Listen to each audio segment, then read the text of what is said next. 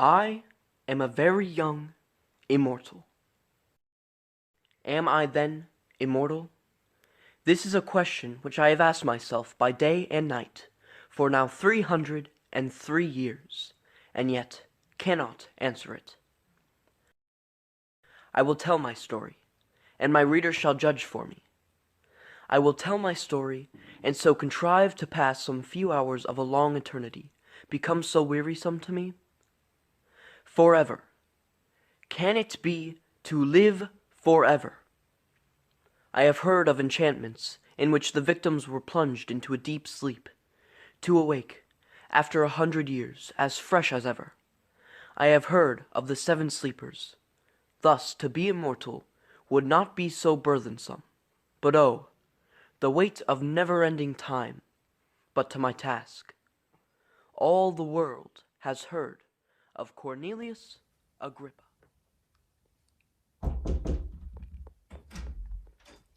Mr. Agrippa? Oh, yes. How was your rest? A restful night. How was Bertha? She's well? Very good. Why don't you come in? Well, that's something I wanted to ask you about. On with it then? My friends, they've asked me to leave you. They told me a tale, a dire one, about the accident, and I just don't know. I see.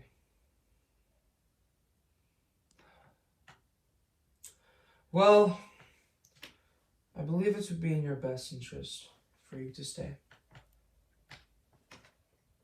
And what is that? That would be your payments if you stayed.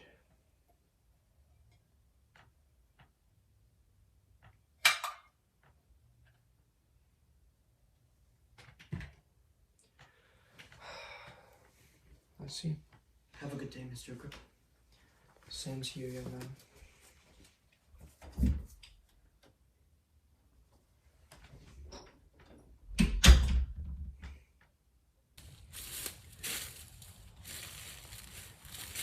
Hello, Bertha.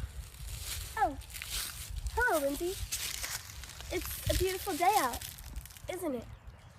Yes, it is. So, I left the philosopher today. But why? The accident had complicated things. We need the money. Not everything is about money, Bertha. So, there's something I wanted to ask you about. We've been friends for many years now, right? And, well, I love you. And I ask you to marry me. I can't afford a ring yet, but when I can, I'll buy you a ring. I can't.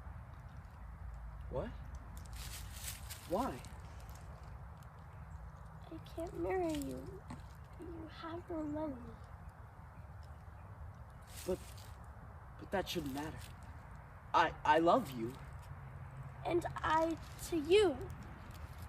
But what will they think? So you're saying that if I can get money, I can court you? When can I start, Mr. Agrippa? Right here, Mr. Agrippa. All right. Very nice. So, I was wondering if maybe you could let me off a little bit earlier this evening.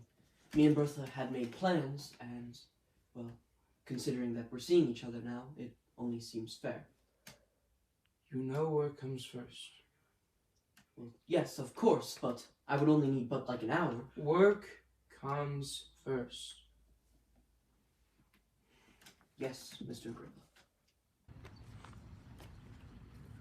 Hey, are you okay? Oh, yes. I'm fine. I'm just waiting for my date. He should be here by now. Well, if you ever need anything, just holler. Thank you, Albert. I'm here. I'm here. I'm sorry. Where have you been? I was with Mr. Agrippa. He kept me out late, I swear. I'm sorry. Don't make excuses. You don't love me. What? That's absurd. Yes, I was late tonight, but that means nothing. I still want to be with you. You were late tonight, last night, the night before that, and the night before that one. Come on, Bertha. If you loved me, you wouldn't be late all the time. Bertha! Bertha! Come on! In my dingy retreat, I heard that she had been hunting, attended by Albert Hoffer. Albert Hoffer was favored by her protectress, and the three of them passed in cavalcade before my smoky window. Methought that they had mentioned my name. It was followed by a laugh of derision as her dark eyes glanced contemptuously towards my abode. Jealousy, with all its venom and all its misery, now entered my breast. Now I shed a torrent of tears to think that I should never call her mine, and anon I imprecated 1,000 curses on her inconsistency. Yet still I must stir the fires of the alchemist, still attend on the changes of his unintelligible medicines.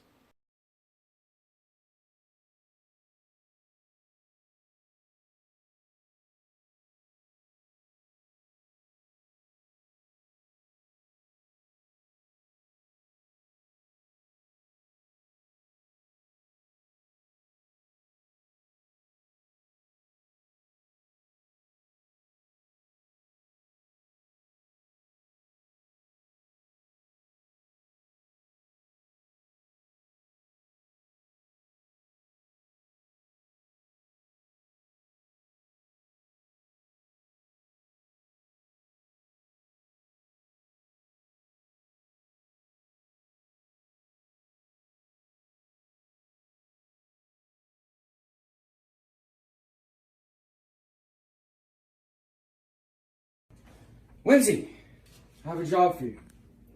I have finished my elixir, and I need you to stay up and watch for whenever it is ready to drink. I would do it myself, but I am tired now. What is the elixir, Mr. Agrippa? Well, it is a love-curing potion. That's right. If you drink it, you are sure to fall out of love. So, don't drink it, or you are sure to fall out in love with Bertha. And you wouldn't want that. It cures one's love? Yes, so don't touch it to your lips. Now, the elixir has a soft rose color. And then it turns into a white, and then starts flashing. But don't wait for that. As soon as it starts fading, wake me up. Yes, Mr. Agrippa. Get some rest.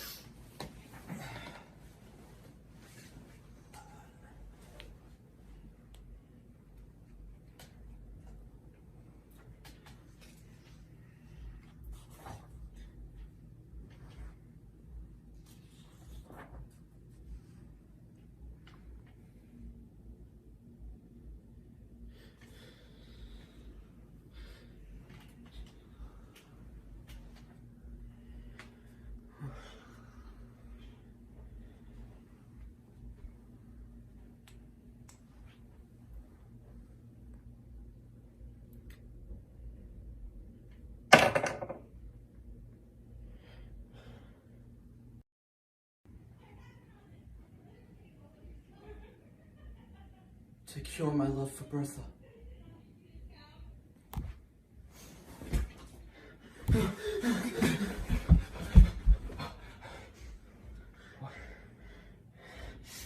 What have you done? You ruined my life's work, you wretched fool!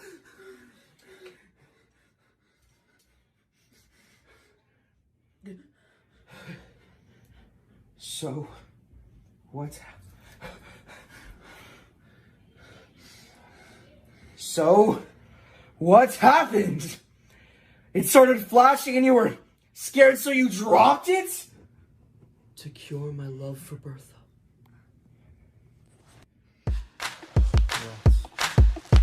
Go get some rice. And somebody figure this out.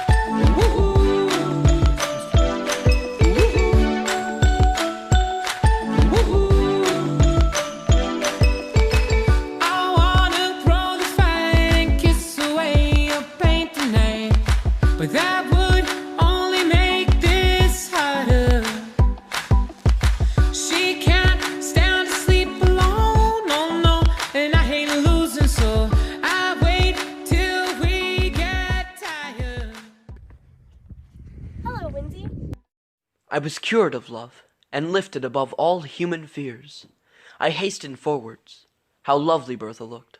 Her eyes flashing fire, her cheeks glowing with impatience and charming than ever. I no longer loved. Oh no, I adored, worshipped, idolized her. You found Son me of now. a... Bertha, Yes, What? take me to your mother's cot. Swiftly let me leave the detested luxuries and wretchedness of the noble dwelling.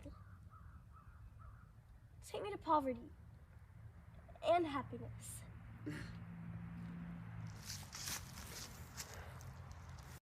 Soon after this eventful day, I became the husband of Bertha. I ceased to be the scholar of Cornelius, but I continued his friend.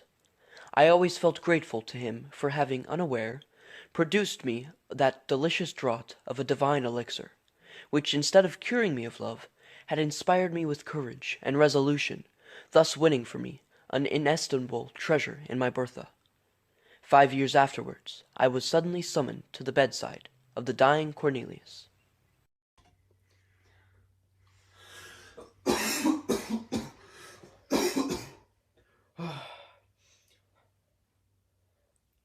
Behold, the vanity of human dreams.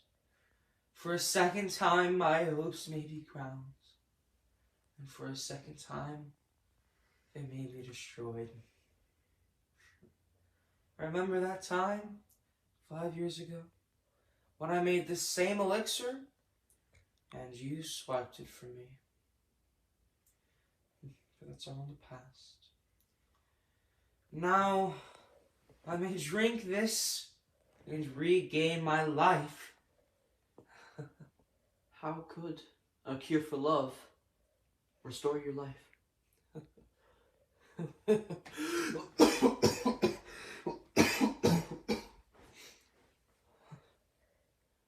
A cure for love, a cure for everything. Behold the elixir of immortality.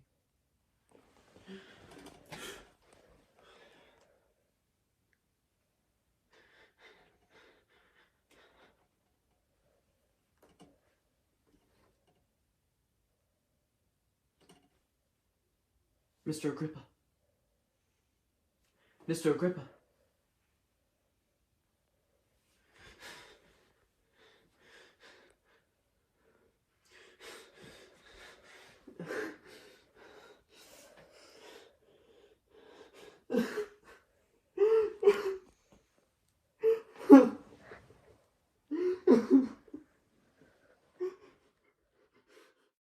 I lived, and was to live forever, so said the unfortunate alchemist, and for a few days I believed his words.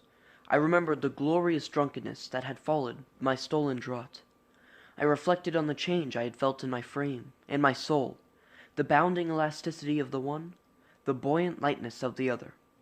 I surveyed myself in a mirror, and could perceive no change in my features during the space of the 5 years which had elapsed. I remembered the radiant hues and grateful scent of that delicious beverage, worthy the gift it was capable of bestowing. I was then immortal. A few days after, I laughed at my crudelity. It possessed probably strong medicinal powers, imparting gladness to the heart and vigor to the limbs. but its effects would wear out. I continued to entertain this belief for many years. I was troubled. I looked at the faded beauty of Bertha.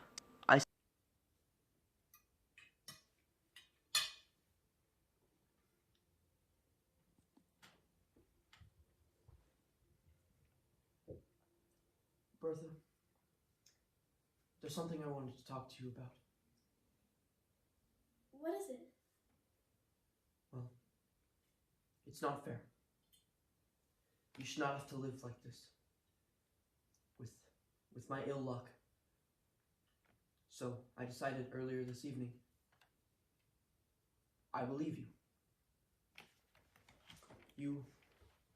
You have money and friends to take care of you. So I shall leave.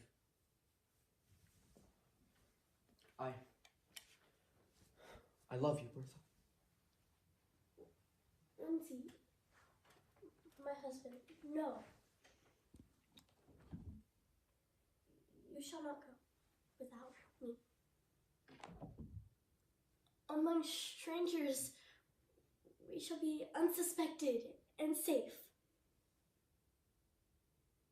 We will not go alone. I'll go with you.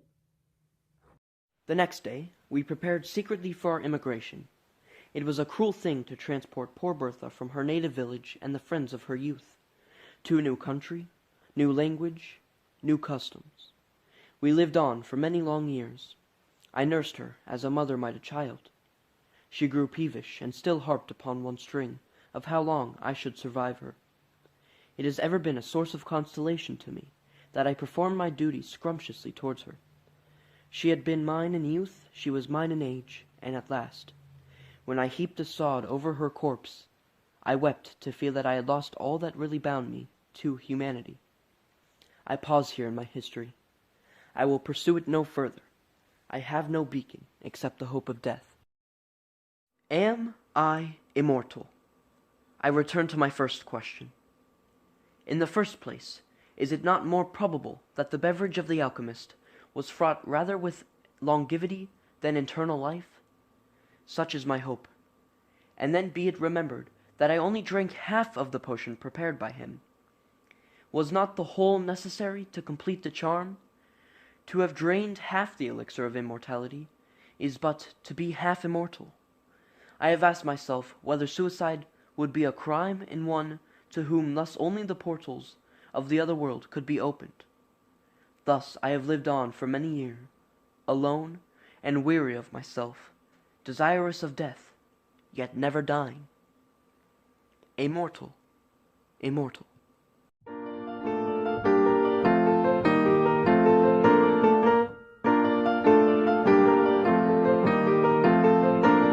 Slow down, we've got time left to be lazy. All the kids have bloomed from babies into flowers in our eyes.